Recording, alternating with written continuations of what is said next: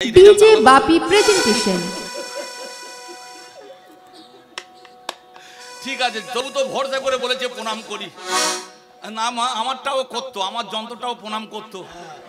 এই কদিন আগে যে 500 টাকা বাড়ালো না, ওইটা আমার মাথায় বাজ ফেলে দিল। এক সপ্তাহের মধ্যে আমি কালীঘাটে যাব, দিদিকে বলবো হয় নারায়ণের ভান্ডার করো, নালে গলায় দড়িতে মরবো। আপনাদের যে 500 টাকাগুলো বার করে দিয়েছে, পাড়ার ছেলেদের কি হাল হয়েছে, চোখের কোণে কালি পড়ে গেছে, মুখটা কি হাল হয়েছে। ওই বেড়ে যাওয়াতে এদের কমে গেছে, বুঝে গেল। এবার শুনুন, টাকা পয়সা নিয়ে বেশি চিন্তা ভাবনা করবেন না। ভগবান দেয় 2 হাত দিয়ে, নিয়ে নেয় 10 হাত দিয়ে।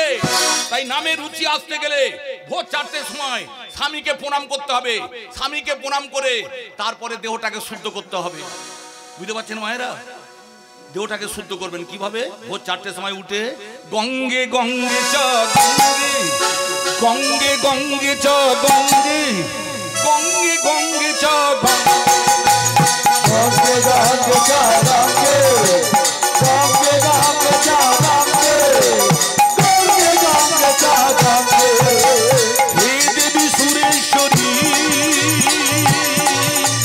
হে দেবী সুরেশ্বরী, হে দেবী করুণাময়ী, হে দেবী করুণাময়ী, হে দেবী সুরেশ্বরী।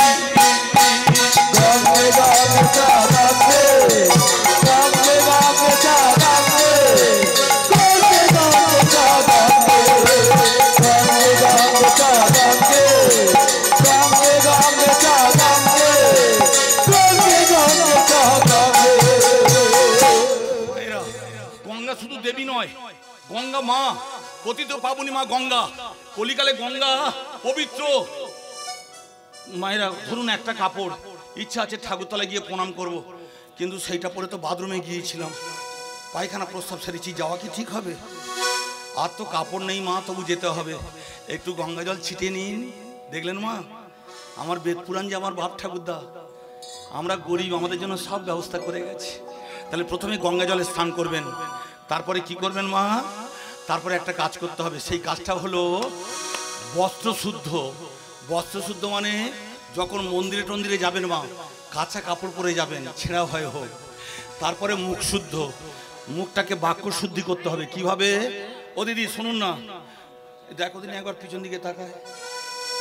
ও, খাদ্য গ্রহণ হচ্ছে। হ্যাঁ গো মা, আজকাল হরিনাম হোক আর নাই হোক, নারায়ণ সেবার ব্যবস্থা সবাই করে। আর স্কুলে পড়াশোনা বন্ধ হয়ে শুধু নারায়ণ সেবা হচ্ছে। খোকা স্কুলে যাবি? বলে যখন খেতে দেবে তখন যাব। পড়াশোনা হবে, ওই যন্ত্রের বাক্স হয়ে আসবে আসতে। তাই ভক্তমণ্ডলী মায়েরা ভালো করে শুনুন। তাহলে প্রথমে আর দেহটা শুদ্ধ করলেন গঙ্গা জলে স্নান করে, তারপরে কাপড়টা শুদ্ধ, কাঁচা কাপড় পরলেন, তারপরে বাক শুদ্ধ করতে হবে। ভোরবেলা উঠে যেন বলবেন না তুমি কবে মরবে, তোমার মাথা কবে খাবো, যখন ছিলে না ভালো ছিলাম, আসার পরে তো আমার এইরকম হাল হলো। দেখতে আমি খুকি ছিলাম, এখন হয়ে গেছি একদম ছেঁড়া কাঁতার মতো। এই যে স্বামীর সঙ্গে ঝগড়া করে যারা বাবার মাথায় জল ঢালছেন না, যারা স্বামীর সঙ্গে ঝগড়া করে বাবা ভোলানাথের মাথায় জল ঢালে, বাবা জানতে পারলে মুড়ো ঝেঁটা দিয়ে কাপসা কেটে দেবে। তাই কোনোদিন কোনো অবস্থায় আপনারা স্বামীর সঙ্গে ঝগড়া করবেন না। কেন? মেয়েদের স্বামী সবচেয়ে দামি দেবতা, যে সয় সে রয়। সীতার মতো হতে পারেন, আপনার জ্বালায় আপনি পাতাল প্রবেশ করতে পারেন, কিন্তু সীতা মা চিরকাল প্রণাম পাবে। যেসব মেয়েরা না ঘুচু শুধু স্বামীর সঙ্গে ঝগড়া করে, ওই যন্ত্রের বাক্সরা যে পাড়ায় থাকবে ওরাই মহিলা ছবি তৈরি করে এই সর্বনাশটা করছে। তাই কিছু মনে করবেন না মা। এবার আসুন, তারপরে কি করবেন? তারপরে একটা কাজ করতে হবে। তাহলে বস্ত্র শুদ্ধ হলো, মুখটা শুদ্ধ হলো, কাপড়টা শুদ্ধ হলো। এবারে কোথায় যাচ্ছেন ভক্তমণ্ডলী মায়েরা? তুলসী তলায় যেতে হবে। কেন? ভগবানের কাছে যেতে গেলে তামা, তুলসী আর গঙ্গা জল ও ভীমনাগের সন্দেশ, কেসি দাসের রসগোল্লার দরকার নেই।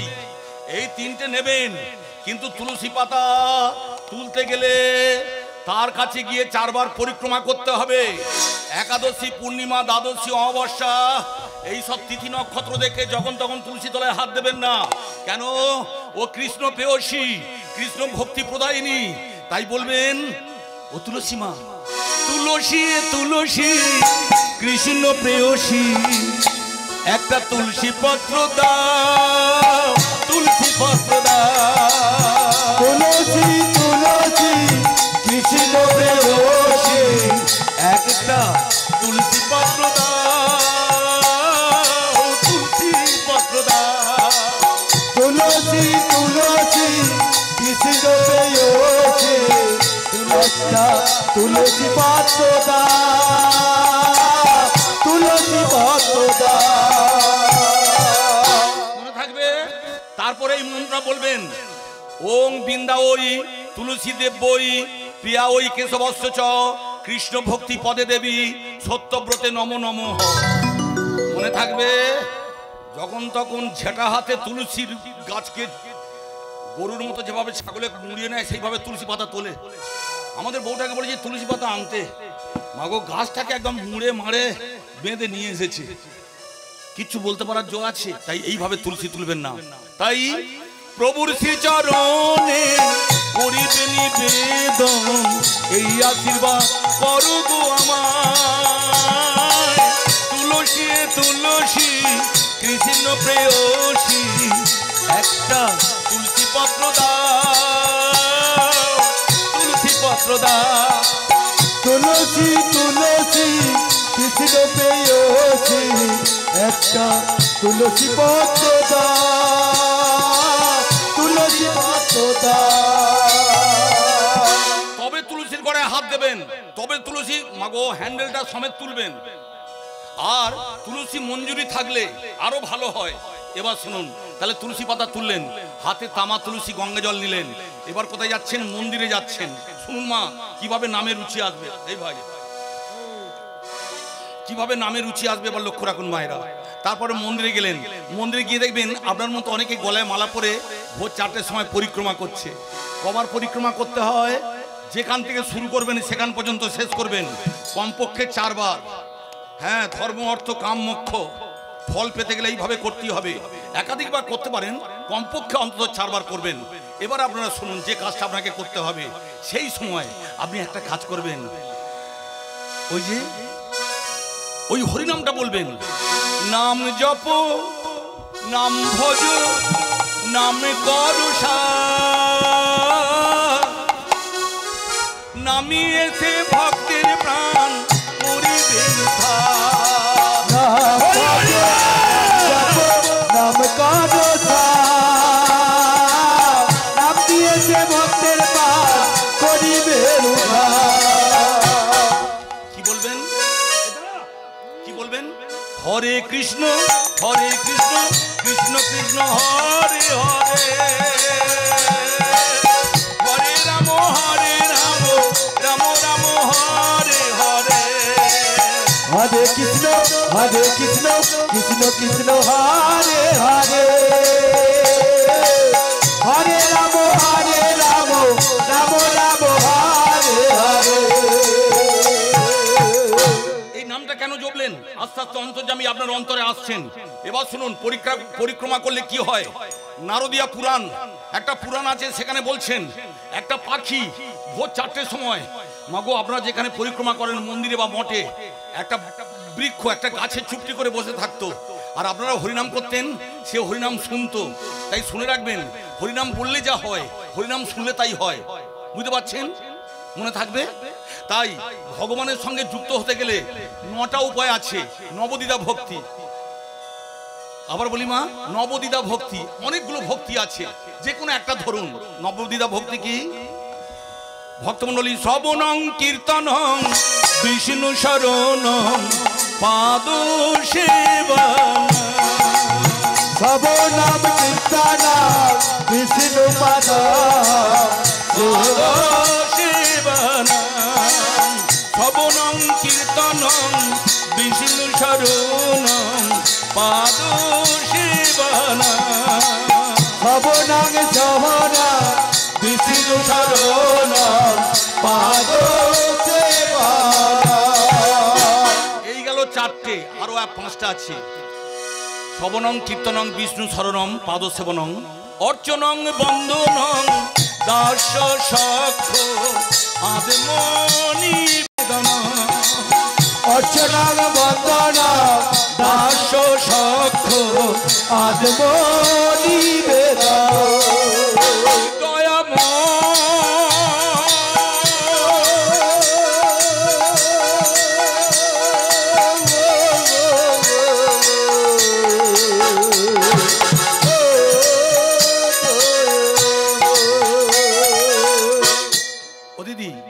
হরিনাম ভালো লাগছে না? ও বৃষ্টি হচ্ছে দেখো।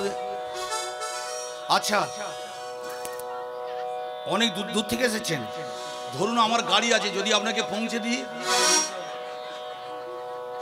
মাগো একটা মুরগি যায় যাক, শিয়ালের আক্কেলটা দেখবো। বোঝা গেল, গাড়ি দিয়ে যদি ঘরে দিয়ে আসি তবু হবে না। ও ভাবছে অনেকক্ষণ এখানে বসে আছি, আমার স্বামী হয়তো রাষ্ট্রপতি হয়ে গেছে। আচ্ছা ঠিক আছে, যে সময় অনেক দূরে যেতে হয়, মেনে নিলাম দিদি, ঝগড়া করবো না মা। সবে আজকে ষষ্ঠীর বাট্টার করে আছে গো মা, আঘাত দেওয়া ঠিক হবে না। তাই শ্রবণং কীর্তনং বিষ্ণু শরণম আত্মনিবেদন অর্চনং বন্দনং দাস্য সক্ষ আত্মনিবেদনম, এই ছটা যদি আপনি দ্বিধা ভক্তির মধ্যে থাকতে পারেন ভগবানকে পাবেন।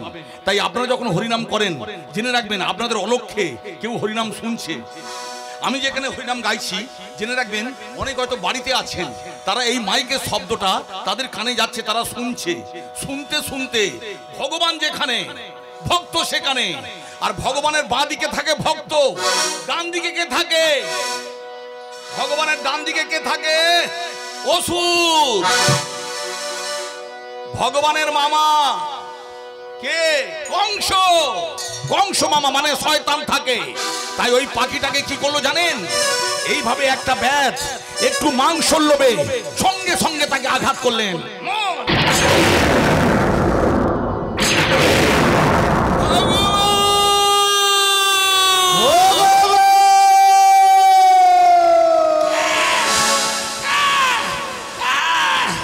ক্যাকা করতে করতে ভক্তবন্ধু আপনারা যেখানে পরিক্রমা করছিলেন সেখানে সে পড়ে গেল। তখন জম এসেছে তাকে নিয়ে যেতে, কিন্তু সে বললে দাঁড়ারে সম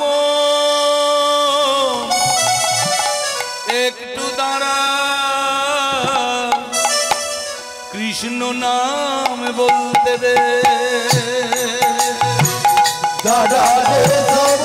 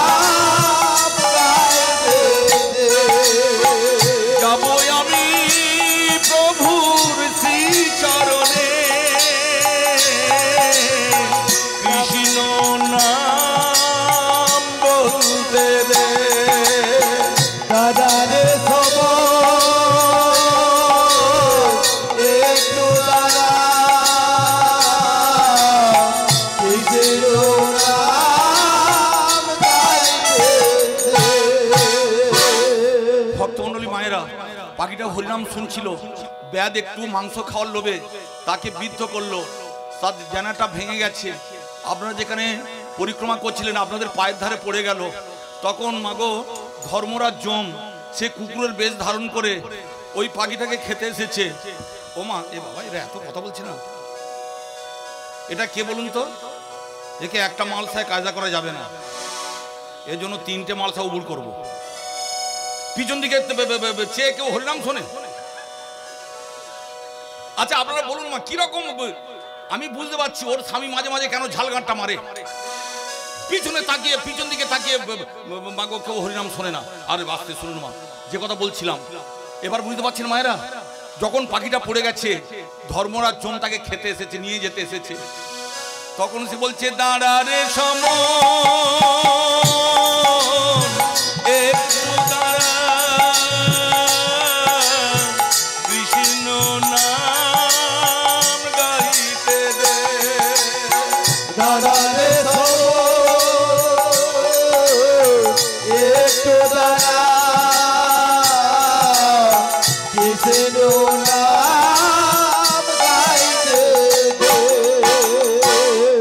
আজকে যারা হরিনাম শুনছেন না, আজকে যারা হরিনাম বলছেন না, কিন্তু জেনে রাখবেন মায়েরা, শেষের দিনে সেজন বিনে পর কি আপন হবে রে?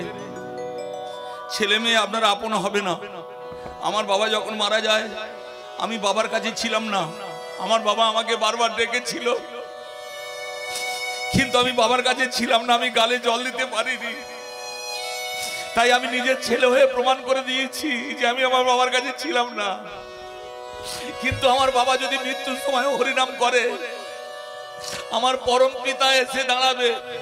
তাই পাখিটা যখন মারা যাচ্ছে, হরিনাম বলতে বলতে ভগবান এসে হাত দুটো বাড়িয়ে দিয়েছে।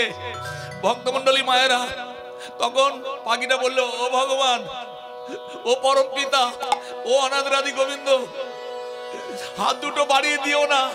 আমি যে তোমার দাস। দাস মানে চাকর।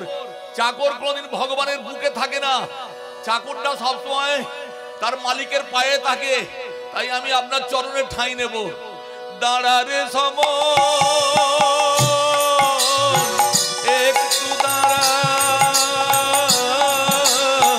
কৃষ্ণ নাম বলতে দে। দাঁড়ারে সম একটু দাঁড়া। মায়েরা, এবার বলুন, এতক্ষণ হরিনাম গাইছি, এবার আপনাদের ঘরের কথা মনে আছে? পাখিটা মারা গেল, ভগবানের চরণে ঠাঁই পেয়ে গেল, যমরাজ চলে গেলেন, কিন্তু বিষ্ণু দূত এসে পাখিটার দেহটা নিয়ে চলে গেল, যেহেতু সে কৃষ্ণ নাম বলতে পেরেছিল বলে। তাই আপনারা দয়া করে একটা কথা বলুন, এতক্ষণ যে হরিনাম শুনছিলেন, আমি কখনো হাসছি, কখনো কাঁদছি, কখনো নাচছি। এবার বলুন মা, সংসারের কথা মনে আছে? মনে আছে মা? মনে নেই। আমার বাবার কথা মনে আছে? নেই। কোলের ছেলেটার কথা মনে আছে? নেই। এটা কি হলো মা? একে বলে রুচি। জেনে রাখবেন মায়েরা, যখন ভগবানের নাম গুণগান গাইবেন, আমি ভোর 4টের সময় উঠে ভগবানের গুণগান গাই। আমি দেখেছি সেই সময় কেউ ডাকলে আমি শুনতে পাই না। তার মানে কি জানেন? নামের মধ্যে ভক্তি থাকলে, রুচি থাকলে, তবে ভক্তমণ্ডলী মায়েরা গলায় মালা পরে হরিনাম করলে তবে পাবেন। তাই যাদের নামের মধ্যে রুচি নেই, যাদের নামের মধ্যে ভক্তি নেই, হরিবাসরে 2 ফোঁটা জল পড়েছে বলে যারা মনে মনে করছে ঘরে যাব, ঘরে গিয়ে আপনি কি দেখবেন?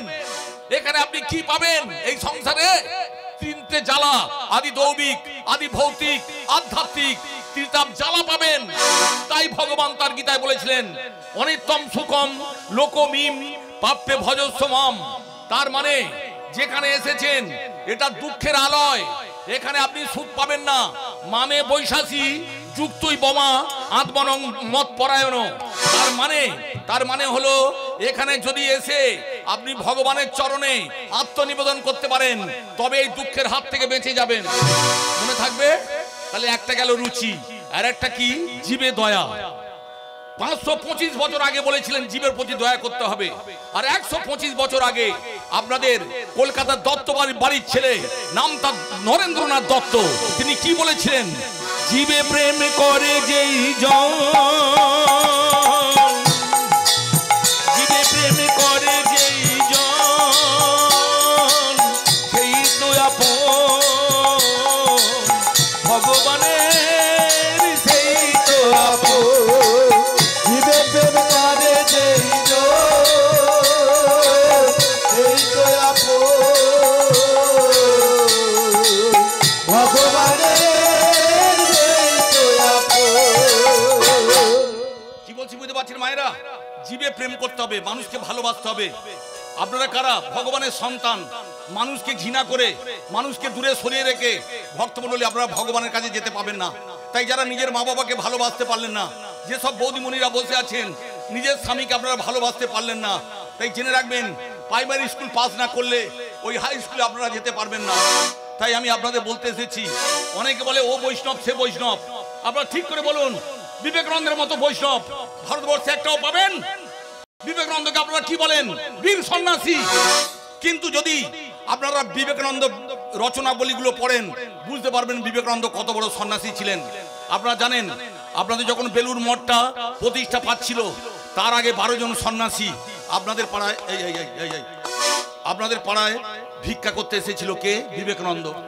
আপনারা দিয়েছিলেন অর্থ সম্পত্তি বিষয় বৈভব। বেলুড় মঠের মন্দির তৈরি হলো। মন্দির তৈরি হওয়ার পর ওই সন্ন্যাসীরা কি খেয়ে দিন গুজরান করবে, কিভাবে তাদের পেটটা চলবে, কিচ্ছু ছিল না। শুনে রাখবেন তখন কিভাবে চলতো জানেন? 3 মাস ভোর তেলা কুচোর পাতা খেয়ে বিবেকানন্দ দিন কাটিয়েছেন। আজকে যারা বৈষ্ণব বলে নিজেদের জাহির করছেন, যারা কথায় কথায় বলেন সুশীল রায়ের হরিনাম শুনবো না, হ্যাঁ ও মাছ মাংস খেত লোক। হ্যাঁ, আমি জমিদার আর্যপাড়ার জমিদার বাড়ির ছেলে, এক সময় মাছ মাংস খেয়েছি, কিন্তু গলায় মালা পরার পর থেকে আমি মাছ মাংসের গন্ধ সহ্য করতে পারি না, সেটা আপনারা ভালো করে জানেন। তাই আপনারা বলছি, আপনারা বলুন কোন বৈষ্ণব আছেন ইস্কনের বা গৌরিয়া মঠের যে 3 মাস ভোর তেলা কুচোর পাতা খেয়ে কেউ ছিল? আপনাদের বিবেকানন্দ ছিলেন। হ্যাঁ, তিনি বলেছিলেন তোমাদের গীতা পড়তে হবে না, গীতা পড়তে হবে না, গীতা পড়ে তোমাদের লাভ নেই, তোমরা ফুটবল খেলো। কেন বলেছিলেন শুনবেন? এবার শুনুন কেন বলেছিলেন। এই যে আজকাল যারা কীর্তনিয়া কীর্তন গাইতে এসেছে, তারা গীতা পড়ে কি ব্যাখ্যা করছে? ভগবান ভগবান নয়, অসুর অসুর অসুর অসুর। তুলসীর মালা গলায় পড়ো না, রাধারানী মাল, এই যে আজে বাজে কথা বলছে, এদের কোনো জ্ঞান হয়েছে? চাবড়ে সোজা করে দেবো একদম। জেনে রাখবেন ভক্তমণ্ডলী মায়েরা, আমি যার গুণগান গাইতে এসেছি আমি তার ভক্ত। আমার বাবাকে ভালোবাসার অধিকার আমার আছে, তাই আমার বাবার নামে যারা দুর্নাম করবে তাদের যদি মৃত্যুর ফাঁসি কাটে ঝুলতে হয় ঝুলবো, কিন্তু আমি প্রতিবাদ করে যাব। বুঝতে পারছেন? যাতে মানুষ গীতার অপব্যাখ্যা না করে, নিজে আগে শিক্ষিত হন। এই গীতা কোন দেশে পড়ানো হচ্ছে? আসতে আমেরিকায়। এই গীতা ভক্তমণ্ডলী আপনাদের আমির শাহী আরব দেশে পাঠ্য পুস্তকে পড়ানো হচ্ছে। গীতা আমেরিকা রিসার্চ হচ্ছে, আর সেই গীতা পড়ে বলছে ভগবান ভগবান নয়, অসুর অসুর অসুর। সবে মারধর শুরু হয়েছে, আরো মারবো। সবে জয়নগর থেকে মাগো ম খেয়ে মেরেছি, আবার মালচাল খেয়ে মারবো। চলে গেছে, আরো যাবে। হয়েছে কি ভক্তমণ্ডলী? এবার শুনুন যে কথা বলছিলাম, তাহলে বোঝা গেল। এবার শুনুন, তাহলে 3 মাস ভোর খাওয়া হয় না বিবেকানন্দের, রাত্রে ঘুমাতে পারছে না, পেটে না থাকলে ঘুমাতে পারে না। ভোর 4টের সময় ঘুমিয়ে পড়েছেন। এমন সময় ঠাকুর রামকৃষ্ণ স্বপ্ন দিলেন। ও মা, একটু শুনুন না মা, আমি গানটা বন্ধ করে দিলে ভালো হবে, একটু শুনুন না। আস্তে। ভক্তমণ্ডলী, ভোরবেলা যখন ঘুমিয়ে পড়েছেন তখন ঠাকুর রামকৃষ্ণ স্বপন দিচ্ছে, নরেন তুই না বলেছিলিস মেতর আমার ভাই, মুচি আমার ভাই, চন্ডাল আমার ভাই, ভারতবর্ষ আমার যৌবনের উপর উপবন, মূর্খ ভারতবাসী আমার ভাই, তুই তাদের দর্শনে যাবি না? যা ভারত পরিক্রমা কর, তুই যে অমৃতের সন্তান।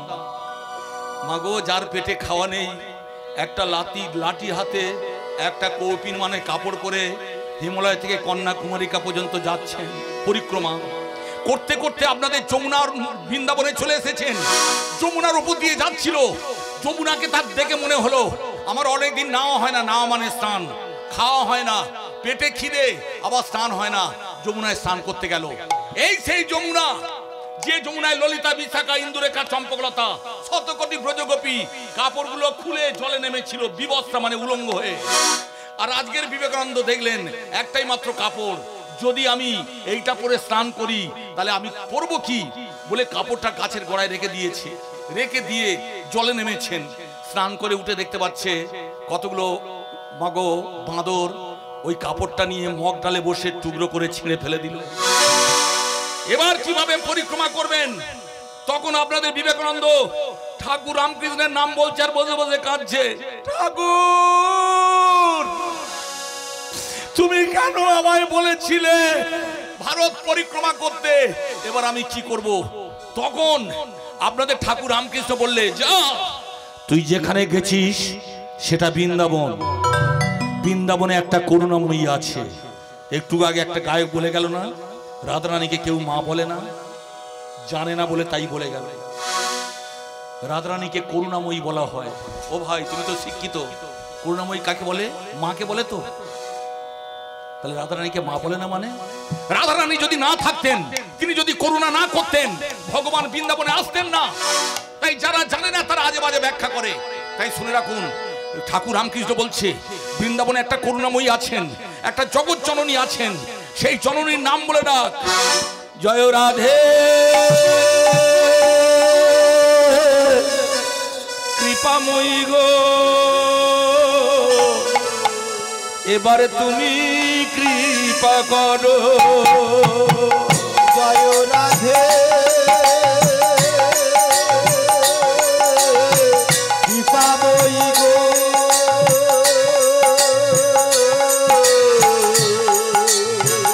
এবার তুমি কৃপা করো, তুমি ছাড়া কে আছে কৃপা করবে কে, এবারে তুমি কৃপা করো, মা জননী গো,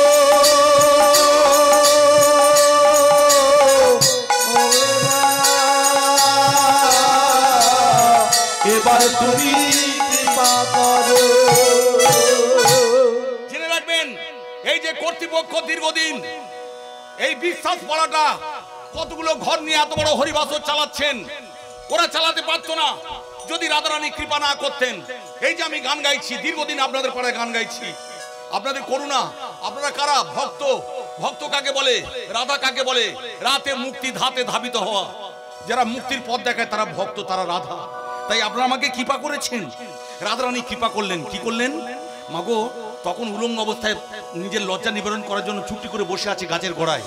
এমন সময় শ্রীমতী রাধারানী চম্পক বরণী, চাপা ফুলের মতো দেখতে, কাঁচা সোনার মতো দেখতে, নীলাম্বরী শাড়ি পরে, মাগো আর একটা ক্ষীর সবর নবনীর বাটি নিয়ে এসে বললে, এই যে বীর সন্ন্যাসী, তোমার বড় খিদে পেয়েছে, এই নাও ক্ষুধা নিবারণ করো বলে বাড়িটা এগিয়ে দিচ্ছেন।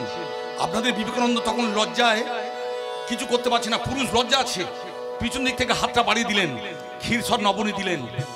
ভক্তমণ্ডলী কে পাঠিয়েছিল? ভগবান কৃষ্ণচন্দ্র। আর হাত দিয়ে পাঠিয়েছিলেন? শ্রীমতী রাধারানীর হাত দিয়ে।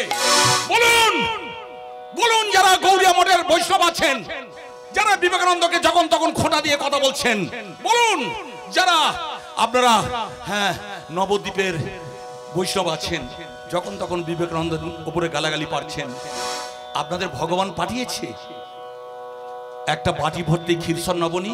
পাঠায় না। বিবেকানন্দ খেলেন, শক্তি ফিরে পেলেন, এক কদম এগিয়ে যাচ্ছে। তখন শ্রীমতী রাধারানী বললে, বীর সন্ন্যাসী, তোমার কোনো বস্ত্র নেই, আমি প্রভুর কাছ থেকে বস্ত্র নিয়ে এসেছি, তুমি কাপড়টা পরবে না? বিবেকানন্দ পিছন দিক থেকে হাত বাড়ালেন, লজ্জায় তাকাতে পারছে না, কাপড়টা নিলেন, পরলেন। এবার বলুন, ভারতবর্ষের কোন বৈষ্ণব আছেন যে ভগবানের কাছ থেকে কৌপিন মানে কাপড় পেয়েছিলেন? সেটা একমাত্র বিবেকানন্দ। মনে থাকবে। তাই বাংলার বীর সন্তান, তার নামে জয়ধ্বনি দিন।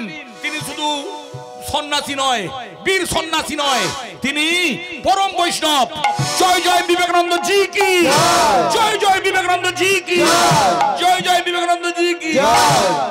তারপর এক কদম এগিয়ে গেলেন, গিয়ে মনে হলো আমার যে খিদে পেয়েছে, ওই বউটা জানলো কি করে? তখনও জানে না ওটা রাধা। আমার যে কাপড় নেই, ও জানলো কি করে? পেছন দিকে তাকিয়ে দেখছে কেউ নেই। তখন বুঝতে পেরেছিলেন ওটা আর কেউ নয়, ওটা শ্রীমতী রাধারানী। তাই বৃন্দাবনে যদি আপনার খিদে পায়, শুধু আমার করুণাময়ী রাধারানীর নাম বলবেন, আপনার খিদের জ্বালা দূর হয়ে যাবে। তখন বিবেকানন্দ চলে এসেছিলেন আপনাদের বেলুর মঠে। তারপর পেনটা ধরে লিখেছিলেন কি জানেন? জীবে প্রেম করে যেই জন, সেই তো আপন, সেই তো আপন ভগবানের, সেই তো আপন। জীবে প্রেম করে যেই জন, সেই তো আপন ভগবানের, সেই তো আপন। আর বুঝতে পারছেন বিবেকানন্দ কত বড় বৈষ্ণব? মাগো, আজ পর্যন্ত কেউ ভগবান ওর জন্য কাপড় পাঠিয়েছিল রাধারানীর হাত দিয়ে, কোনো বৈষ্ণব ওটা করতে পারে না। তাই এই রকম আপনারা মানুষকে ভালোবাসবেন, বিবেকানন্দ সেই কথা শিখিয়ে গেছেন। কে ছোট জাত, কে উঁচু জাত, এগুলো মানুষের সৃষ্টি, ভগবানের সৃষ্টি নয়। আমরা সবাই ভগবানের ভক্ত, আমরা সন্তান। এবার আসুন, তাহলে জীবে প্রেম হয়ে গেল ভক্তমণ্ডলী, আর নামে রুচি হয়ে গেল। এবার বাকি হলো কি? জীবে সেবা। সেবাটা করতে হবে। কিভাবে সেবা করবেন শুনে রাখবেন মায়েরা। কোনোদিন বাড়িতে যদি বৈষ্ণব আসে, এই যে যারা হরিবাসর চালাচ্ছেন, আপনারা আমার মা, আপনারা ভিক্ষা দিয়েছেন, বাড়িতে যদি বৈষ্ণব আসে কোনোদিন তাকে নিন্দামন্দ করবেন না, তাকে আঘাত করবেন না, তাকে কোনোদিন কেটে দুটুকরো করবেন না, তার পদসেবা করবেন, তাকে প্রণতি করবেন, মানে প্রণাম জানাবেন। শুধু তাই নয়, তার চরণ দুখানি ধুইয়ে দিয়ে তাকে সেবার ব্যবস্থা করবেন। করার পর তার কাছ থেকে আপনি হরিনামটা শুনবেন। আমি হরিনাম গাইছি মা, বিএসসি ডিএমএস, যখন চাকরি বাকরি কিছু ছিল না, একটু আধটু গান গাইতে পারতাম। যদি গান টান করে খেতে পাই তবে আমি হরিবাসরে এসেছি, পেটে জ্বালায় পড়ে এসেছি, আমি বৈষ্ণব হয়ে আসিনি। তাই বৈষ্ণব হয়ে যদি আমি আসতে পারতাম, আমি আপনাদের বলতাম তোমরা আমার কাছ থেকে দীক্ষা নাও। তাই ভক্তমণ্ডলী মায়েরা, বৈষ্ণবকে কে আগে প্রণাম করেছিল জানেন? কথায় কথায় বৈষ্ণবদের আপনারা যাতা বলেন, ওইসব কীর্তনিয়া ব্রাহ্মণ বৈষ্ণবদের নামে নিন্দে করে। এবার বলুন, ব্রাহ্মণকে কে আগে হত্যা করেছিল? বেধর্মীরা। কেন? ব্রাহ্মণকে মেরে শেষ করতে পারলে হিন্দু ধর্ম লোপাট হয়ে যাবে। গভীর রাত্রিতে আমি এখান থেকে ঘরে যাব, ভক্তমণ্ডলী আমার গাড়ি যদি অ্যাটাক করে, কাকে আগে মারবে? আমার ড্রাইভারকে। কেন? আমার ড্রাইভারকে মারতে পারলে আমাদের গাড়ি স্তব্ধ হয়ে যাবে। তাই হিন্দু ধর্মকে লোপাট করার জন্য বেধর্মীরা ব্রাহ্মণদের মারত। আজকের কলকাতায় রাম মন্দির হয়েছে কোটি কোটি টাকা খরচা করে। আপনারা পেপারে তার পরদিনে পড়েছেন, ব্রাহ্মণ বলেছিল আমার 500 টাকা বেশি দেবে। এবছর ছেলেটার জামা কিনে দিতে পারিনি, তাকে বলেছিল তুমি চলে যাও, আর কোনোদিন আমাদের পুজো করতে হবে না। আইতে যাইতে করে হিত, তার নাম পুরোহিত। আপনারা ভালো করে জানেন রামের পুজো কে করতে এসেছিল? রাবণ। রাবণ একনিষ্ঠ ব্রাহ্মণ ছিলেন। রাবণ জানতো, হ্যাঁ রাম আমার যজমান, আমি জানি রাম যদি ভালো মতো পুজো করে মা ওর হয়ে যাবে, আমি পরাজয় আমার হবে। কিন্তু আমি ব্রাহ্মণ, যজমানের উন্নতি করা, মঙ্গল করা আমার কাজ। তাই দুর্গা পুজোর সময় অষ্টমী নবমী সন্ধিকালে যে সন্ধি পুজোটা হয়, ওই পুজো করতে গিয়ে ব্রাহ্মণরা ভয়তে কাঁপে। কেন? 64টা যোগিনীর পুজো করতে হয়। একটু আদ্রু ভুল এদিক ওদিক হয়ে গেলে ব্রাহ্মণের বংশ ধ্বংস হয়ে যায়, ব্রাহ্মণ খেতে পায় না, ব্রাহ্মণের ছেলেটা মারা যায়। আপনাদের সুশীলায়ের কি হয়েছে জানেন না? হরিনাম করি আমার কি হয়েছে জানেন না? আমার চোখের সামনে আমার ছেলেটা মারা গেছে জানেন না? যে করে আমার আশ, আমি তার করি সর্বনাশ।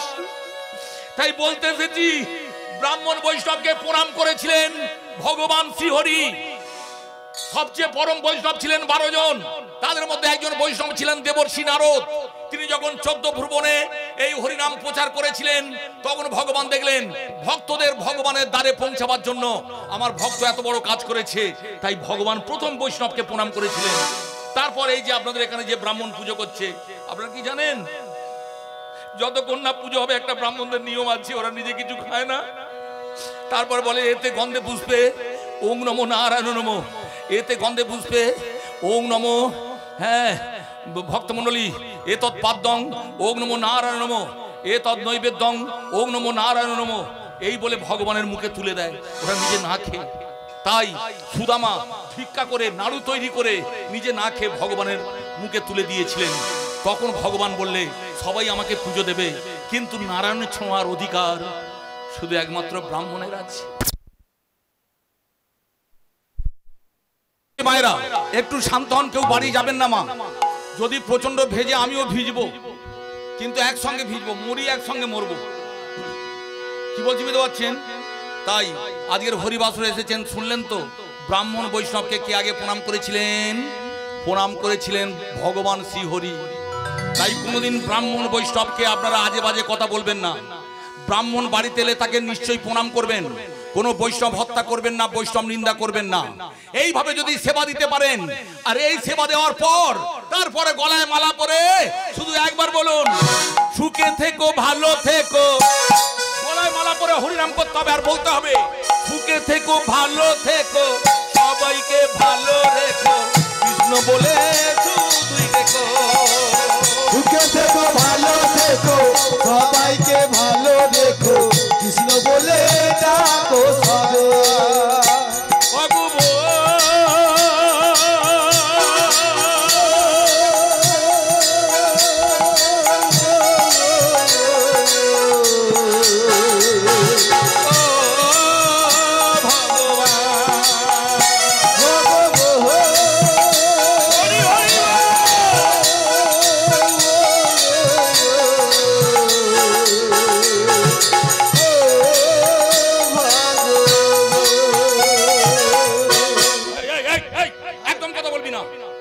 ভালো করে শোন, কদিন আর বাঁচবি। যে যদি থাকে প্রাণ করবে তুমি হরি নাম, এই কথা মনে রেখো। দেহে যদি থাকে পাপ করবি তুই হরি নাম, এই কথা মনে রেখো। দেহে যদি থাকে প্রাণ করবে তুমি হরি নাম, এই কথা মনে রেখো। দেহে যদি থাকে পাপ করবি তুই হরি নাম, এই কথা মনে রেখো।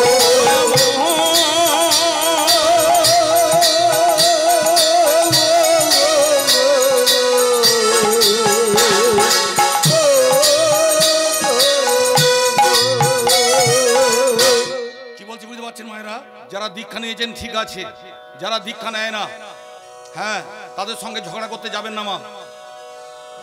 প্রত্যেকের একটা সুযোগ দেবে গো মা। আমাদের পাড়ায় দুর্গাপুজো হয়, আমি ম্যানেজার হয়েছিলাম। একটা বাড়িতে চাঁদা তাই চাইতে গিয়েছিলাম, তারা আমার হাত ধরে কেঁদেছিল, তারা চাঁদা দিতে পারে না। 5 বছর পর তার ছেলে বড় হয়েছে, বড় অফিসার হয়েছে, বড় কোম্পানি, 400 লোক কাজ করে। সে এবছর আমাদের 50,000 টাকা চাঁদা দিয়েছে। তাই আজকে যে গলায় মালা পড়লো না, কালকে যে পড়বে না তার কোনো মা গো স্থিরতা নেই, নিশ্চয়ই পড়তে পারে। তাই আজকের আমি সুশীলায় গান করে যাচ্ছি। আমি চিরকাল গান গাইতে পারবো না। আমি 18 বছর বয়স থেকে হরিনাম গাইতে গাইতে এখানে এসেছি। চিত্তবাবুর মতো লোকরা আমার কাছে গেছেন, আমার বাড়িতে থাকা খাওয়া করেছেন, আমি ধন্য হয়েছি। কিন্তু জেনে রাখবেন, আমি চিরকাল হরিনাম গাইতে পারবো না। এই যে বাচ্চা বাচ্চা ছেলেরা হরিনাম শুনছে, এরা কিন্তু একদিন গলায় মালা করে বলবে, সুখে থেকো ভালো থেকো সবাইকে ভালো রেখো, কৃষ্ণ বলে শুধুই দেখো। সুখে থেকো ভালো থেকো সবাইকে ভালো রেখো, কৃষ্ণ বলে সুখে থেকো। হরি বল।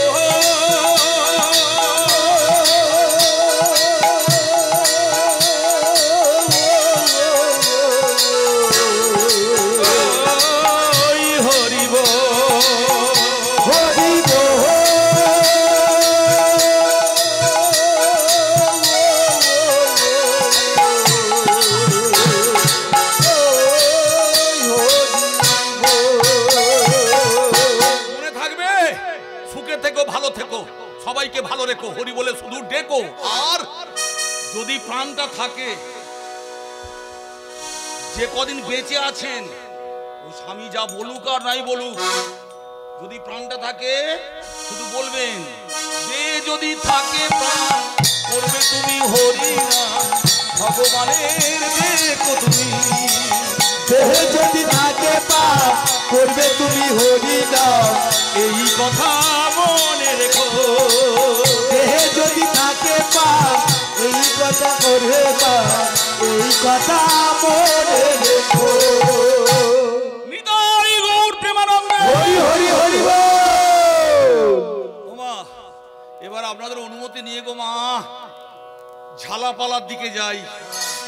হ্যাঁ হ্যাঁ, লীলাটা কি বলে? হ্যাঁ, পালা যাচ্ছে। কিছু বলবে ভাই? হ্যাঁ বলো।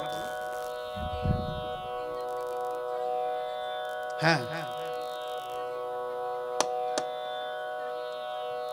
খিচড়া গোপীনাথের কথা একটু বলবো।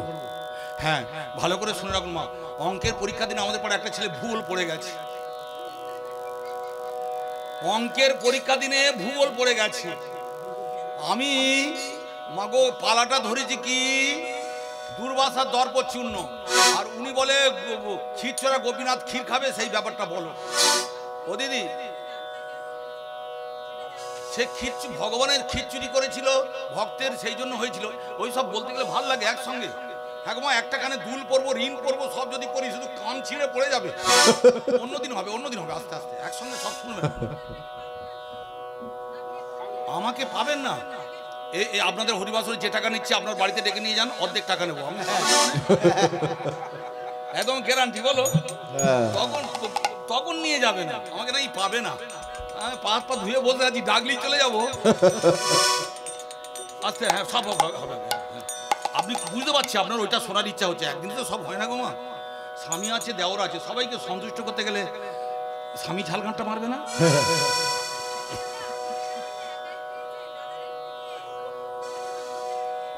না, বিবেকানন্দ যেভাবে পেয়েছিলেন সেটা আমি বললাম। আস্তে আস্তে আস্তে আস্তে। এবার আসুন, এবার লীলার মধ্যে চলে যায়। ও বলে বলুক তোমার। বাচ্চা মেয়ে তো মা আসতে সবে বিয়ে তা হয়েছে, এখন কদিন বা ঘর করেছে, অনেকদিন ঘর করুক তারপরে বুঝতে পারবে কত ধানে কত চাল।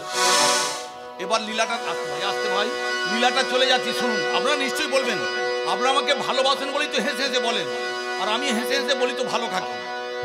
অন্য কোনো গায়ক বললে একবার ফুটে ফেলতো, কিন্তু সুশীল বললে আপনাদের পাড়ার মেয়েরা মায়েরা বলবে না কেন। 2 বছর ঝগড়া করে আসিনি, এখান থেকে 2টো চিঠি গিয়েছিল।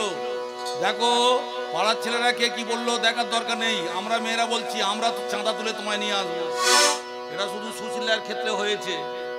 এই জন্য আমার মাকে আমি বলি তুমি আমাকে না ভালোবাসতে পারো, আর বিশ্বাস করার বিশ্বাস মারা আছে। এবার লীলাটার মধ্যে চলে যাই। লীলাটা কি বলেছিলাম? হ্যাঁ মায়েরা, ওই আপনাদের দুর্বাসার দর্পচূর্ণ। দুর্বাসা কোথা থেকে এলো, কিভাবে তার জন্ম হলো আগে শুনুন। কৈলাসে কহে সতী কৈলাসপতি, কৈলাসে কহে সতী কৈলাসপতি, কৈলাসে কহে সতী কৈলাসপতি, কৈলাসে কহে সতী কৈলাসপতি, মর্তধামে আছেন অনেক মহাসতী, মর্তধামে আছে অনেক মহাসতী, মর্তধামে আছেন অনেক মহাসতী, মর্তধামে আছে অনেক মহাসতী।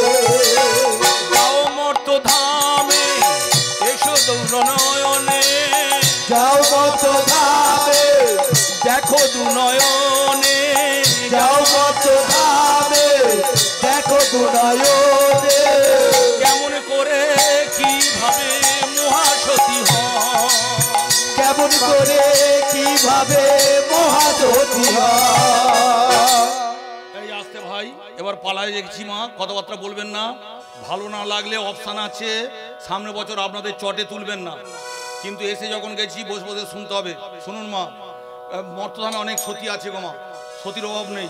আমার মা যদি অন্যায় করে তবু আমার মা, বলো দিদি, আর মায়েরা অন্যায় করে কার জন্য? ছেলেদের জন্য।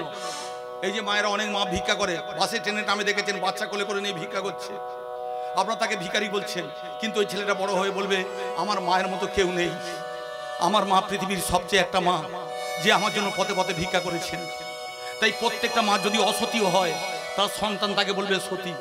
তবে আজকাল গো মা সতী অসতীর ব্যাপারে একটা প্রমাণ দিই, তারপরে বুঝতে পারবেন। ভাব করে 3 মাস আগে বিয়ে হয়েছে গো মা, বিয়ে করার পর স্বামীর সঙ্গে ঝগড়া করে সব কিছু বান্ডিল ফান্ডিল করে ব্যাগ বিলে নিয়ে সকালবেলা বৃহস্পতিবার দিনে চলে আসছে। এসে দেখছে বাবা মাথায় হাত দিয়ে বসে আছে। বাবা বলতে কিরে তুই চলে এলি? বলে শুধু চলে এলাম না, স্বামীর সঙ্গে এমন ঝগড়াঝাটি করেছি, মুড়ো ঝাঁটা দিয়ে মেরেছি, আর তাকে বলেছি প্রতি মাসে মাসে ডিভোর্সের খরচাটা দিও, প্রতি মাসে ভাত কাপড়ের দাম দিও। তা বাবা তোমার আর চিন্তা নেই, তোমার পয়সা খাবো না, তোমার জামাইয়ের পয়সা খাবো, কিন্তু শুধু তার সঙ্গে ঘরটর আর করবো না বলে গো মা টেপিটা ঘরে এসেছে। এখন কথা হচ্ছে একদম কোর্টের সামনে বসে আছে বাবা, বাবার মাথায় হাত, কান্না কান্না ভাব। তুমি কাঁদছো কেন? তুই চলে এলি আর তোর মা চলে গেল। কার সঙ্গে গেল? ঘরের সামনে যে ছেলেটা ফুচকা বিক্রি করতো। আপনারা বলে হাসছেন, ওই বুড়োটার কি হচ্ছে? মর্তধামে আছেন অনেক মহাসতী, মর্তধামে আছে অনেক মহাসতী, যাও মর্তধামে, যাও মর্তধামে। দিদি এই যে একটা প্রমাণ দিলাম, এরকম ঘটনা ঘটছে না? ওই বউটা এত হাসছে থামানো যায় না। এইরকম ঘটছে বলে তো বলতে হচ্ছে। তাই মর্তধামে আছেন অনেক মহাসতী, মর্তধামে আছে অনেক মহাসতী, যাও মর্তধামে, যাও মর্তধামে, যাও মর্তধামে, যাও মর্তধামে, দেখেছো নয়নে, যাও মর্তধামে, কিভাবে কেমন করে মহাসতী হয়, কিভাবে কেমন করে মহাসতী কেমন করে মহাসতী হন, কিভাবে কেমন করে মহাসতী হয়। ভক্তমণ্ডলী মায়েরা, দেবী দুর্গা কৈলাস পর্বতে আজকের বাবা মহাদেবকে বলছে যাও তো, মর্তধামে একজন মহাসতী আছেন, বাজারে সতী অনেক আছেন, কিন্তু আজকে যে সতীর কথাটা বলবো এই সতীটা ভক্তমণ্ডলী সূর্যদেবকে স্তব্ধ করে দিয়েছিল। সূর্যদেবকে উঠতে দেয় না। এই যে আকাশে যে সূর্য ওঠে সকালবেলা পূব আকাশে, ওই সূর্যকে দুজনে স্তব্ধ করেছিল। এক হচ্ছে পবনপুত্র হনুমান, হনুমান ফল ভেবে, পাকা ফল ভেবে তাকে গ্রাস করেছিল। দেবতারা ভগবান 33 কোটি দেবতা কান্নাকাটি করে তবে তাকে রক্ষা করেছে। আর আর একটা সতী সূর্য উঠলে স্বামী মরে যাবে এই ভেবে সে সূর্যকে স্তব্ধ করে দিয়েছিল। এইরকম একটা সতী মর্তধামে আছে, তুমি তাকে পরীক্ষা করে এসো। বাবা মহাদেব মনে মনে করছে যা সার্টিফিকেটের দাম, ওকে একা পরীক্ষা করতে গিয়ে কায়দা করতে পারবো না। তাই মায়েরা জেনে রাখবেন, সবার সঙ্গে ঘুরঘুর করা চলে, সতীদের সঙ্গে ঘুরঘুর করা চলবে। এক একটা ছেলে যাত্রার পিছনে লাগে, ঝাঁটাকে ঘরে আসে। বলো, যেমন ঝাড় আছে সেরকম বাঁকা আসতে মা, যেমন ওল আছে সেরকম বাঁকা তেঁতুল আছে। এইরকম একটা সতী আছে। বাবা মহাদেব ভাবছে আমি একা যাব না, আমি নেশা ভাঙ করি, গাঁজাগুলি খাই, কেন ঝেটা পেটা খেয়ে ঘরে আসবো। দুটো দেবতাকে সঙ্গে নেব, ব্রহ্মা আর বিষ্ণু, আর আমি মহেশ্বর। আমরা তিনজন যোগী হয়ে, ভিখারি যোগী হয়ে সেই বাড়িতে যাব যে বাড়িতে সতী নর্মদা আছে। তাই ভক্তমণ্ডলী মায়েরা সেই বাড়িতে দুপুর বেলা এলেন। মা, হরি ওম তৎসৎ, হরি ওম তৎসৎ, হরি ওম তৎসৎ। বাড়িতে কে আছো মা? দুটি ভিক্ষা দিয়ে যাও। ভক্তমণ্ডলী মায়েরা, তখন তার অসুস্থ স্বামী, হ্যাঁ, পাড়ায় ভিক্ষা করে নিয়ে এসে অসুস্থ স্বামীকে সেবা দিয়ে হাঁড়িতে চাল ঢালতে যাবে। আর সেই চালটা ভক্তমণ্ডলী কতগুলো নিয়ম আছে। ভিক্ষা অনেকে করে, যারা বৈষ্ণব, যারা ভগবানকে সেবা দিয়ে তবে সেবা নেন, তারা কিন্তু প্রত্যেক বাড়িতে ভিক্ষা করতে যাবে না। হয় 3টে, নয় 5টা, নয় 7টা, এর বেশি বাড়ি ভিক্ষা করবে না। আর যেগুলো দল বেঁধে বাড়ি বাড়ি ভিক্ষা করছে, ও ব্যায়ামগুলো পেটের জ্বালা। এই যে দেখতে পাচ্ছেন, এই ভুঁড়িটাকে বাড়াবার জন্য ভিক্ষা করছে। কিন্তু ভগবানের জন্য যারা ভিক্ষা করবে 3, 5, 7 ঘর, ওর বেশি নয়। তা 3টে বাড়িতে ভিক্ষা করে সতী নর্মদা করেছেন কি, সবে হাঁড়িতে চাল দিতে যাবেন, এমন সময় বলছে হরি ওম তৎসৎ। বাড়িতে কি আছো মা? দুটি ভিক্ষা দিয়ে যাও। 3টে ভিখারি আবার যোগী। সঙ্গে সঙ্গে সতী নর্মদা এসেছেন, ষষ্ঠাঙ্গে শুয়ে পড়ে প্রণাম করলেন। দেখলেন মা, বৈষ্ণবকে, ব্রাহ্মণকে, যোগীদের কিভাবে সম্মান দিতে হয়। পথের ধারে কত নুড়ি পড়ে আছে, কোন নুড়িতে নারায়ণ আছে তা কি কেউ বলতে পারে? তাই জেনে রাখ, আমি আপনাদের সম্বন্ধে যত আজে বাজে কথা বলি না কেন, আপনাদের হাসিয়ে রসিয়ে বসিয়ে রাখার জন্য অনেক আজে বাজে কথা বলি। ঠিক আছে, ঠিক আছে, ঠিক আছে, ঠিক আছে।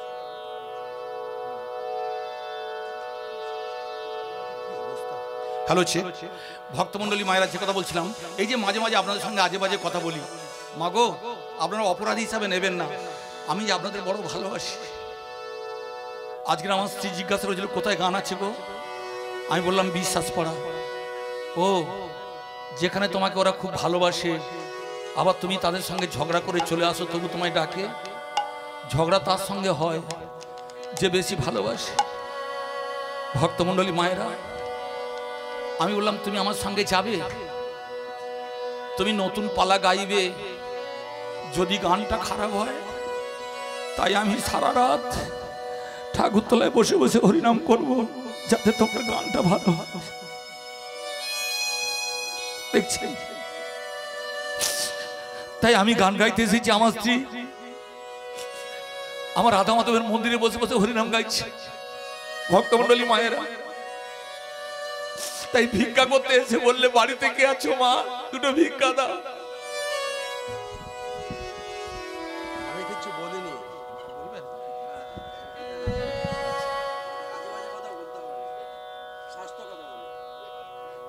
আচ্ছা মা, আমি আজে বাজে কথা বলছি?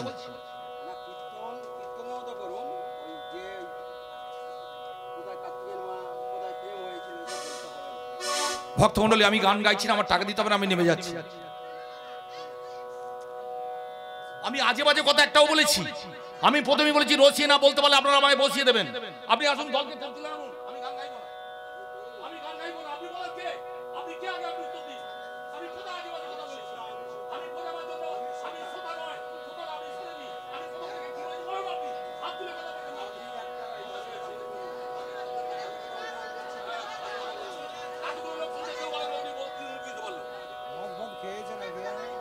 মাল খেয়ে স্টেজে উঠবে আর যা তা কথা বলবে। আমি কি বাজে কথা বলেছি যে আপনি এখানে বলতে এসেছেন? আবার 10টা টাকা দেখাতে এসেছেন, টাকা দেখাতে এসেছেন, যান টাকা নিয়ে যান। খবরদার এরকম বাজে বাজে কথা বলবেন। হ্যাঁ আমি বাজে কথা বলি, আপনি সেই বাজে কথা বলছি। যান নিয়ে যান, নিয়ে যান। আমি কাকে টাকা দেখাচ্ছি? যান নিয়ে যান। মজা পেয়েছি। জানা ভাই। হ্যাঁ আপনি বাজে কথা বলবেন, আমি বাজে কথা বলিনি। তাহলে সবাই প্রতিবাদ করবে।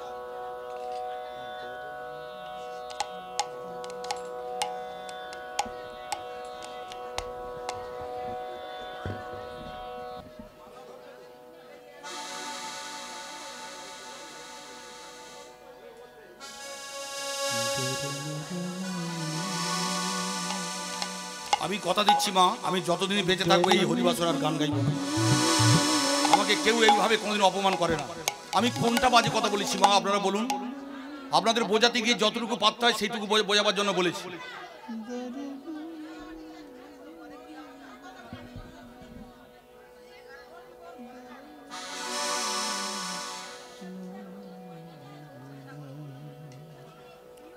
কৈলাসে কয়ে সতী কৈলাসপতি, কৈলাসে কহে সতী কৈলাসপতি, কৈলাসে কহে সতী কৈলাসপতি। মত্তধামে আছেন একজন মহাসতী, মত্তধামে আছে একজন মহাসতী, মত্তধামে আছেন একজন মহাসতী, মত্তধামে আছে একজন মহাসতী। যাও মত্তধামে, যাও মত্তধামে, যাও মত্তধামে, যাও মত্তধামে, পরীক্ষা করো হে, যাও মত্তধামে, পরীক্ষা করো হে, যাও মত্তধামে।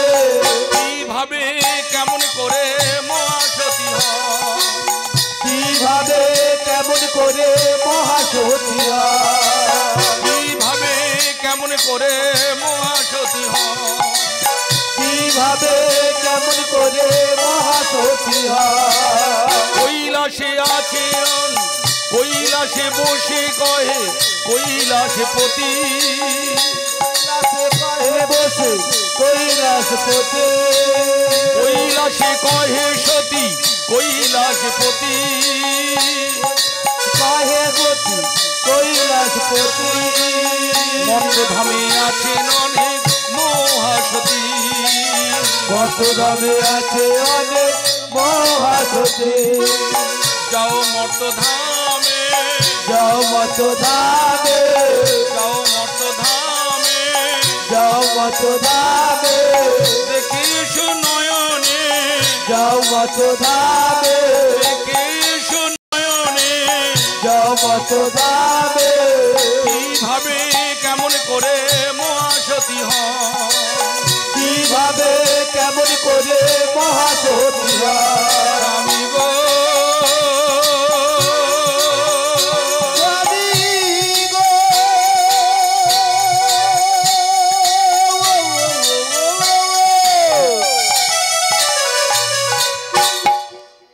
ভক্তমণ্ডলী মায়েরা, এইভাবে দেবী দুর্গার কথা শুনে দেবাদিদেব মহাদেব আজকের পরীক্ষা করতে এলেন মর্তধামে।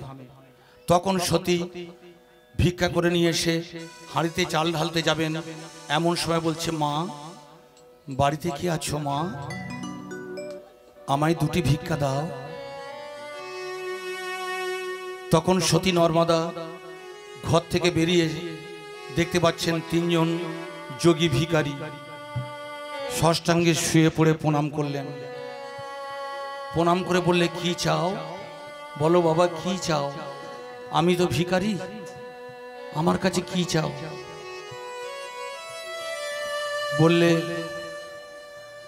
আমরা ভিক্ষা চাইতে এসেছি মা, তাই ভিক্ষা দাও গো মা জননী, ভিক্ষা দাও আমার, ভিক্ষা দাও গো মা জননী, ভিক্ষা দাও আমার, ভিক্ষা দাও গো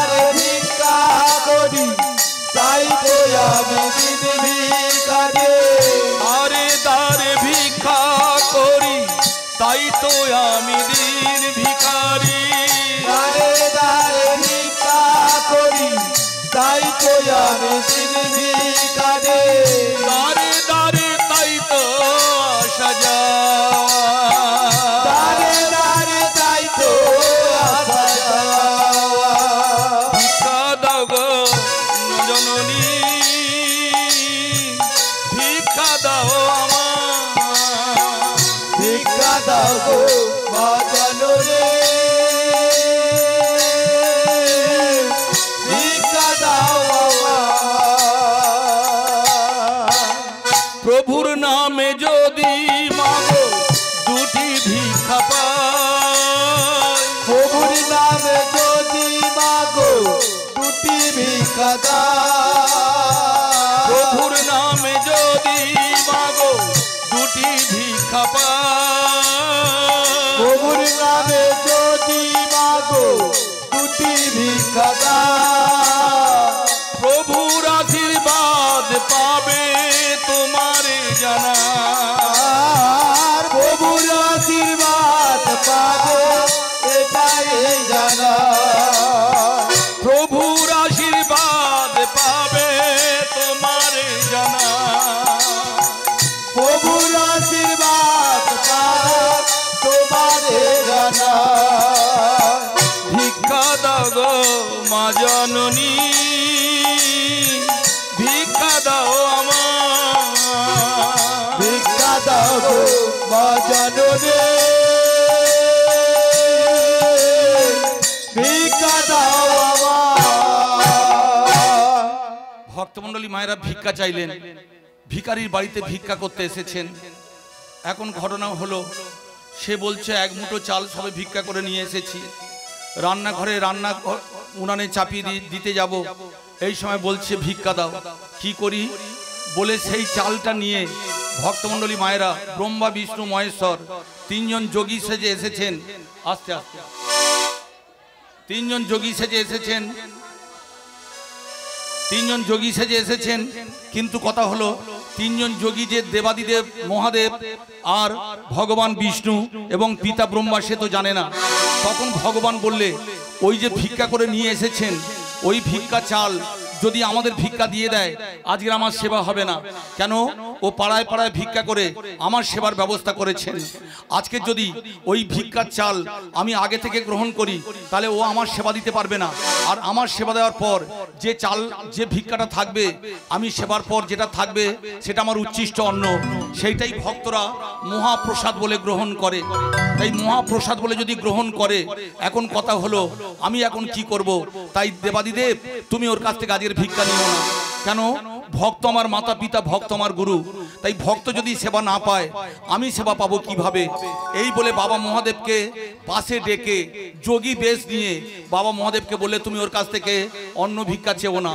আমরা তারপরে দেখতে পেলাম ভক্তমণ্ডলী যখন ওই চালটা নিয়ে এসে বললেন নাও বাবা তিনজনের আঁচলে ভাগ করে তুলে দিচ্ছেন সেই সময় বাবা মহাদেব বললে এ ভিক্ষা আমি নেব না কেন এতদিন আমি ভিক্ষা করেছি ভগবানের জন্য কিন্তু একদিন ভিক্ষা করতে করতে আমি আমার অন্নপূর্ণার বাড়িতে ভিক্ষা করতে যাই অন্নপূর্ণার বাড়িতে যখন ভিক্ষা করতে গেলাম তখন অন্নপূর্ণা আমায় এত বেশি ভিক্ষা দিয়েছিল সেই দিন থেকে সেই দিনের পর কোনোদিন কোনো অবস্থায় আমাকে কোথাও ভিক্ষা করতে হয় না তাই আমি এই ভিক্ষা চাল নেব না ও কেন বাবা বললাম তো এই ভিক্ষা নেব না তাহলে কি ভিক্ষা চাও তখন বলছে সবচেয়ে দামি ভিক্ষা মায়েরা দয়া করে একটু শুনুন মা যে যা বলে বলুক যেভাবে গাইলে লোক বসে থাকে সেইভাবে গাইতে চেয়েছিলাম না দিলে কি হবে এক একজনের একরকম চিন্তা থাকে একটু মানিয়ে নেবেন ঠিক সময় ঠিক জায়গায় আমি আপনাদের পৌঁছে দেব আমি কোনোদিন মায়েরা জেনে রাখবেন ঘাম না ঝরিয়ে কসরত না করে টাকা পয়সা নিয়ে যাই না তাই একটু আপনারা মানিয়ে নেবেন দয়া করে শুনুন তাহলে ভিক্ষা করতে গেলেন তারপরে বললে এই চাল ডালের ভিক্ষা নেব না তখন বললে কি ভিক্ষা চাই বললে দামি ভিক্ষা চাই ভক্তমণ্ডলী দামি ভিক্ষা কি এবার আপনারা জবাব দিন হ্যাঁ ঢুকলো তখন আপনারা কই কিছু বলেছে যখন ঢুকলো ঠিক আছে হ্যাঁ হ্যাঁ ঠিক আছে ঠিক আছে হ্যাঁ গাইবো গাইবো একটু সময় দিন মা, যে কোনো জিনিস একটু সময় লাগে মা, ঠিক আছে বলবে, ভক্তরা নিশ্চয়ই বলবে, তার হয়তো ভালো লাগে, তার কোনো ভুল নেই, সে হয়তো এটা পছন্দ করে না। সবাই দেখুন উত্তম কুমারের অভিনয় সবার ভালো লাগতো না, তা বলে কি সে অভিনেতা নয়? আমার গান সবার ভালো লাগবে এমন কোনো কথা নেই। আপনাদের যাদের ভালো লাগছে শুনুন, ভয় নেই মা, আমি আমার মতো, হ্যাঁ ঠিক বলেছেন, আমি আমার মতো গান। তাই ভক্তমণ্ডলী মায়েরা তারপরে বলছে যে দামি ভিক্ষা দাও। এখন দামি ভিক্ষা কি হয় তার জানা নেই। সে তখন কাঁদতে কাঁদতে স্বামীর কাছে গেছে, তার স্বামীর নাম অত্রিমুনি। স্বামীর কাছে গিয়ে বলছে, স্বামী দামি ভিক্ষা কি গো? তখন কি বলছে, হ্যাঁ ঠিক আছে ভক্তমণ্ডলী মায়েরা, আমি ক্ষমা করে দিলাম। দাদা ঝগড়া করবেন না, যে দাদা বলতে এসেছিলেন তিনি আমার ভালোর জন্য বলতে এসেছিলেন, হয়তো আমার কিছু কটু কথা তার পছন্দ হয় না, তাই আমি তাকে ক্ষমা করে দিলাম। আপনারা ঝগড়া করবেন না। আমি রাগের মাথায় বলেছি হরিবাসরে আসবো না, আমি কথা দিচ্ছি সামনে বছর অবশ্যই আমি আসবো। তাই আপনারা আজকের এই ঝগড়া ঝাঁটি বন্ধ করে দিন। নিতাই গৌর প্রেমানন্দে, নিতাই গৌর প্রেমানন্দে, জয় জয় শ্যাম সুন্দর কি, বনবিহারী লাল কি, গিরিধারী লাল কি। তাই ভক্তমণ্ডলী মায়েরা আজকে লক্ষ্য রাখুন, সে স্বামীর কাছে কাঁদতে কাঁদতে গিয়ে বললে চাল ডালের ভিক্ষা নেয় না। এবার এখানে আপনারা অনেক আমার মা বসে আছেন, যারা গলায় মালা পরে বসে আছেন। আচ্ছা মায়েরা বলুন তো, পৃথিবীর সবচেয়ে দামি ভিক্ষা কি? সে তার স্বামীর কাছে কাঁদতে কাঁদতে বলেছিল, অসুস্থ স্বামী, চোখে দেখতে পায় না। অতর্ব স্বামীর কাছে গিয়ে বলছে, বলো না সবচেয়ে দামি ভিক্ষা কি? তার স্বামী বলেছিল অন্ন। কেন? জেনে রাখবেন, আকাশে বৃষ্টি করে, আকাশে মেঘ করে, তারপরে আপনাদের দেবরাজ ইন্দ্র বর্ষণ ঘটায়, সেই বর্ষার জল আপনাদের বসুন্ধরা মাটির ওপর পড়ে, মাটির ওপর পড়ার পর আপনাদের এই পৃথিবীর শস্য শ্যামলা হয়, সেই শস্য থেকে অন্ন হয়, চাল হয়, আর সেই অন্ন ভগবানের সেবা লাগে, ভক্তের সেবা লাগে, দেবকুল, ঋষিকুল, মুনিকুল, গন্ধর্বকুল, নরকুল, নারায়ণকুল, প্রত্যেকের সেবা লাগে। তাই অন্ন চেয়ে দামি ভিক্ষার কিছু নেই, আর যে অন্ন দেয় তাকে বলে অন্নদাতা। বুঝা গেল? কিন্তু আজকে বলছে এর চেয়েও দামি ভিক্ষা। তখন সে দেখলো যে স্বামী যখন বলতে পারছে না, মেয়েদের কটা স্বামী মা? দুটো স্বামী। এই কথাগুলো বললি বলবে আজে বাজে কথা বলো না, মেয়েদের দুটো স্বামী, বিশেষ করে 5টা স্বামীর মধ্যে দুটো স্বামী থাকবে, একটা বিছানায় থাকবে আর একটা তুলসী তলায় থাকবে। তখন সে তুলসী তলায় কাঁদতে কাঁদতে বললে, ভগবান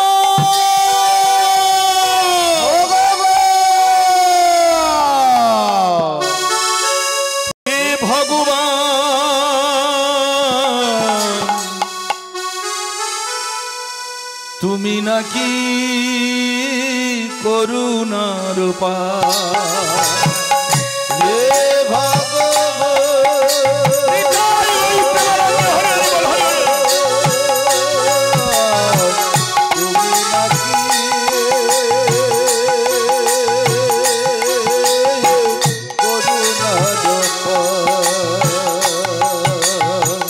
ভিক্ষার লাগি দাঁড়িয়ে আছেন তিনি মহাজন, ভিক্ষার লাগি দাঁড়িয়ে আছে তিনি মহাজন। দামি ভিক্ষা কি হয় বলে দাও এখন, আর দামি ভিক্ষা কি হয় বলে দাও এখন। হে ভগবান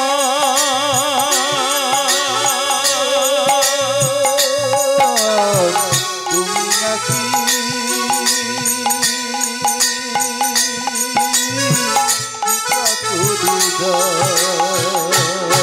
আমি অভাগিনী নারী, আমার জানা নাই দামি ভিক্ষা কি হয় বলে দাও আমায়। আমি অভাগিনী নারী, আমার জানা নাই দামি ভিক্ষা কি হয় এটাই বলে দাও। এবার মায়েরা ঝগড়াঝাটি বন্ধ রাখুন, ওগুলো হয় মা, সংসার করতে গেলে হয়, হরিনাম গাইতে গেলে হয়, ওগুলো ধরতে মধ্যে রাখে না। আর যে গায়ক এই ঝগড়াঝাটি মনে রাখে মা, সে গান গাইতে পারে না, একটু ভুলে যাওয়া হোক। হ্যাঁ এবার আপনারা বলুন, বলুন তো মা সবচেয়ে দামি ভিক্ষা কি? বলতে পারলে আপনাদের হরিবাসর থেকে আসতে, বলতে পারলে আপনাদের হরিবাসরে সারা জীবন ভোর বিনা পয়সায় গান গাইব। বলুন আপনারা এটা যদি আজে বাজে কথা হয় তবে আজে বাজে হবে, তবু বলতে হবে আপনাদের যে কথাটা গায়ে বাজে সেইটাই হচ্ছে বাজে কথা। যে বাজে কথাটা ভক্তমণ্ডলী আজকাল মানুষের পছন্দ হয় না, হরিনাম পছন্দ হয়, ওইটা বাজে কথা তারা বলে। ভক্তমণ্ডলী এবার আপনারা বলুন সবচেয়ে দামি ভিক্ষা কি বলুন? হ্যাঁ, মায়ের চরণ, মায়ের চরণ ধরি, ও চরণামৃত না না না, কি বলছেন? ও মাতৃদুগ্ধ না মা। ভক্তমণ্ডলী এবার শুনুন, তিন দেবতা এসে বলছে আমি চাল ডালের ভিক্ষা করতে আসিনি, তুমি নাকি সতী নারী, তোমার এইটাই পরীক্ষা, সবচেয়ে দামি ভিক্ষা কি? কার কাছে গিয়েছিল? স্বামীর কাছে। স্বামী বললে অন্ন, কিন্তু জগৎ স্বামী তুলসী তলায় যখন মাথা ঘুরে কাঁদছিল তখন ভগবান বললে তুমি যে বাড়ি বাড়ি ভিক্ষা করো আমার সেবার জন্য, আমার সেবার জন্য যে তুমি বাড়িতে ভিক্ষা করো, ভিক্ষা করার আগে কি বলো? জয় জয় শ্যাম সুন্দর কি, গিরিধারী লাল কি, বনিবাড়ি লাল কি, হরে কৃষ্ণ হরে কৃষ্ণ কৃষ্ণ কৃষ্ণ হরে হরে, হরে কৃষ্ণ হরে কৃষ্ণ, কৃষ্ণ কৃষ্ণ হরে হরে, হরে রাম রাম রাম হরে হরে, হরে রাম রাম রাম হরে হরে, কৃষ্ণ হরে কৃষ্ণ হরে কৃষ্ণ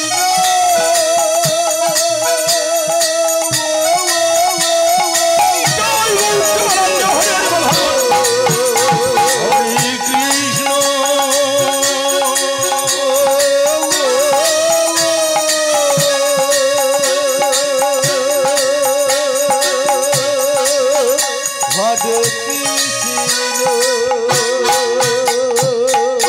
ভক্তমণ্ডলী মায়েরা তখন ভগবান নিজে তুলসী আচ্ছা বলুন। জয়নি তাই শ্রদ্ধেয় কৃষ্ণ অনুরাগী ভক্তবৃন্দ, আমি অত্যন্ত দুঃখের সঙ্গে একটা কথা বলছি। একটু আগে কি ঘটনা ঘটেছে আমি জানি না, শুধু সুশীলদা একটা দুঃখ করে একটা কথা বলেছে যে আসলে গান গাইতে আসবো না।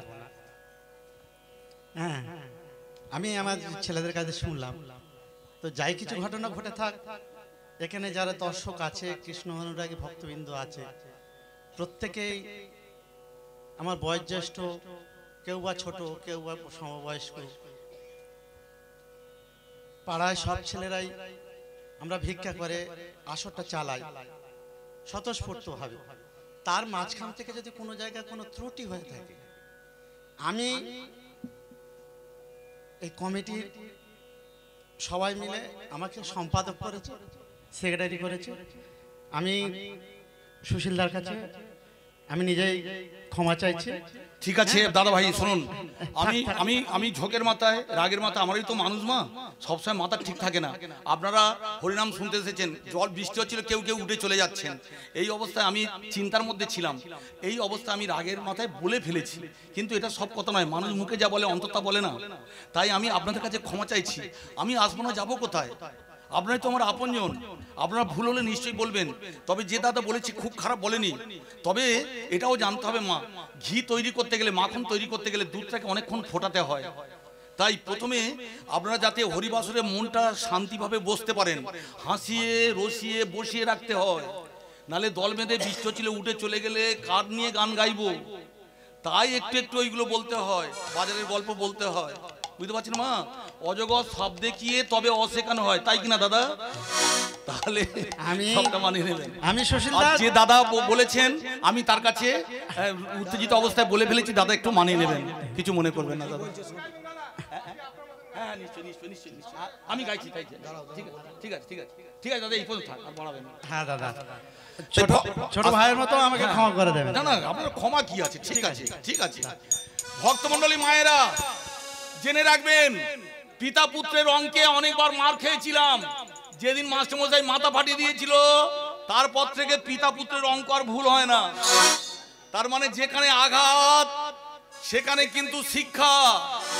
মাস্টারমশাই কান ধরে না এমন লোক নেই, বিদ্যাসাগরের কান ধরেছিল আস্তে। তাই আপনারা একটু মানিয়ে নেবেন, যা হওয়ার হয়ে গেছে, হতেই পারে। এবার শুনুন, তাই সবচেয়ে দামি ভিক্ষা কি? ভগবান তখন বলেছিলেন সবচেয়ে দামি ভিক্ষা কি জানো?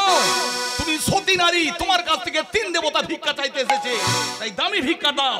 হরে কৃষ্ণ হরে কৃষ্ণ কৃষ্ণ হরে হরে হরে কৃষ্ণ হরে কৃষ্ণ কৃষ্ণ কৃষ্ণ হরে হরে হরে রাম রাম রাম রাম হরে হরে হরে রাম রাম রাম রাম হরে হরে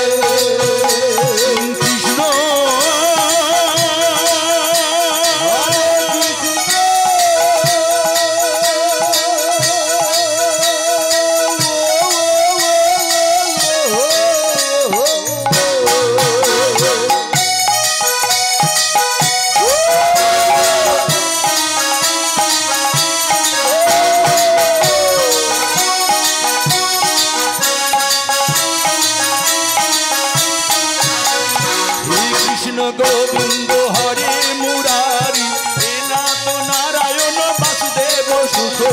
হে কৃষ্ণ গোবিন্দ হরে মুরারে হে নাথ নারায়ণ বাসুদেব সুখ।